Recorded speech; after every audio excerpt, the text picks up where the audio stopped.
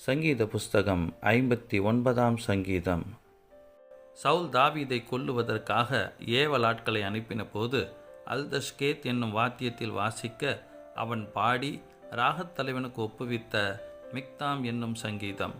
என் தேவனே, என் சத்துருக்களுக்கு என்னை தப்புவியும், என் மேல் எழும்புகிறவர்களுக்கு என்னை விலக்கி உயர்ந்த அடைக்கலத்திலே வையும். அக்கிரமக்காரருக்கு என்னை தப்புவித்து இரத்த பிரியரான மனுஷருக்கு என்னை விலக்கி ரட்சியும். இதோ என் பிராணனுக்கு பதிவிருக்கிறார்கள். கர்த்தாவே, என்னிடத்தில் மீறுதலும் பாவமும் இல்லாதிருந்தும் பலவான்கள் எனக்கு விரோதமாய் கூட்டம் கூடுகிறார்கள். என்னிடத்தில் அக்கிரமம் இல்லாதிருந்தும் ஓடி திரிந்து யுத்தத்துக்கு ஆயத்தமாகிறார்கள். எனக்கு துணை செய்ய விழித்து என்னை நோக்கி பாரும். சேனைகளின் தேவனாகிய கர்த்தாவே, இஸ்ரவேலின் தேவனே, நீர் சகல ஜாதிகளையும் விசாரிக்க விழித்தெழும்பும். வஞ்சகமாய் துரோகம் செய்கிற ஒருவருக்கும் தயை செய்யாதே.